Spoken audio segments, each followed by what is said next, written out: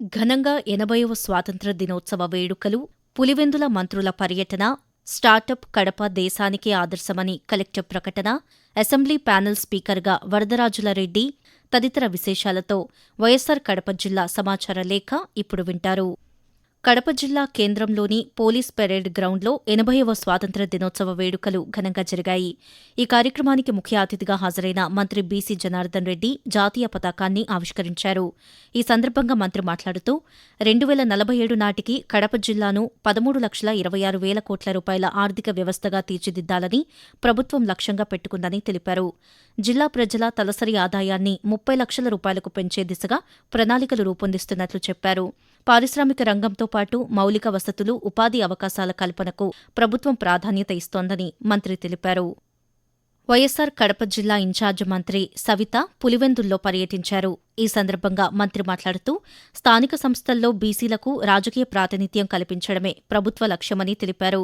గ్రామీణ స్థానిక సంస్థల్లో 34%, పట్టణ స్థానిక సంస్థల్లో 33.1% రిజర్వేషన్లు అమలు చేయనున్నట్లు చెప్పారు.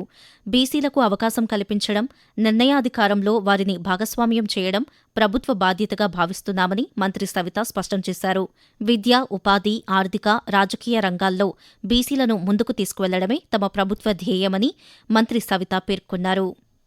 యువతలోని సృజనాత్మక ఆలోచనలకు ప్రోత్సాహం అందించి ఉద్యోగాలు వెతికే స్థాయి నుంచి ఉద్యోగాలు సృష్టించే స్థాయికి తీసుకువెళ్లడమే లక్ష్యంగా స్టార్టప్ కడప ఎంటర్‌ప్రెన్యూర్‌షిప్ సెంటర్ను ఏర్పాటు చేస్తున్నట్లు వైఎస్సార్ కడప జిల్లా కలెక్టర్ శ్రీధర్ చెరుకూరి తెలిపారు.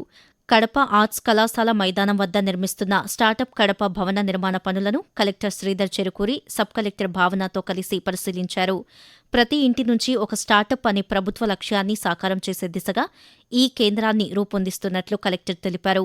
యువతలో కొత్త ఆలోచనలను ప్రోత్సహించి వాటిని వ్యాపార అవకాశాలుగా మలిచేందుకు అవసరమైన శిక్షణ, మార్గదర్శకత్వం, సహకారాన్ని స్టార్టప్ కడప అందిస్తుందని చెప్పారు.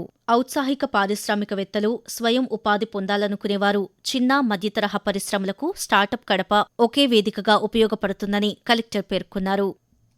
ఆంధ్రప్రదేశ్ శాసనసభ ప్యానెల్ స్పీకర్లుగా ఎంపికైన 6 శాసనసభ్యులలో జిల్లాకు చెందిన ప్రొద్దుటూరు శాసనసభ్యులు నంద్యాల వరదరాజులరెడ్డికి చోటు దక్కింది. శాసనసభ కార్యకలాపాలను సజావుగా నిర్వహించడంలో శాసనసభాపతికి సహకరించేందుకు 6 ఎమ్మెల్యేలను ప్యానెల్ స్పీకర్లుగా ఎంపిక చేశారు.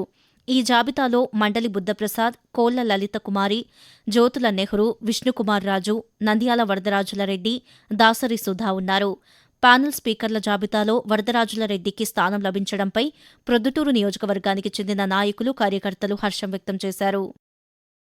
రాష్ట్ర మంత్రులు సవిత, బీసీ జనార్దన్ రెడ్డి పులివెందుల్లో పర్యటించి పలు కార్యక్రమాల్లో పాల్గొన్నారు. నల్లపురెడ్డిపల్లె జెడ్పీ ఉన్నత పాఠశాలను మంత్రులు సందర్శించారు. మధ్యాహ్న భోజన నాణ్యతపై విద్యార్థులను అడిగి తెలుసుకున్నారు. అనంతరం వారితో కలిసి మంత్రులు మధ్యాహ్న భోజనం చేశారు. తరువాత పులివెందుల్లోని నగరిగుట్ట వార్డు సచివాలయాన్ని మంత్రులు ఆకస్మికంగా తనిఖీ చేశారు. తల్లికి వందనం, అన్నదాత సుఖీభవ, పింఛన్లు వంటి ప్రభుత్వ పథకాలు ప్రజలకు అందుతున్నాయా అని అధికారులను, సిబ్బందిని అడిగి తెలుసుకున్నారు. అనంతరం జిల్లాలో రహదారుల నిర్మాణం, మరమ్మత్తు పనుల పురోగతిపై సమీక్ష నిర్వహించి వివరాలు తెలుసుకున్నారు. ప్రత్యేక సమగ్ర ఓటరు జాబితా సవరణ ఎస్ఐఆర్ 2026లో భాగంగా ముసాయిదా ఓటరు జాబితాపై అర్హులైన పౌరులు తమ అభ్యంతరాలు నిర్ణీత గడువులోగా దాఖలు చేసేలా విస్తృతంగా అవగాహన కల్పించాలని జిల్లా కలెక్టర్, జిల్లా ఎన్నికల అధికారి శ్రీధర్ చెరుకూరి తెలిపారు.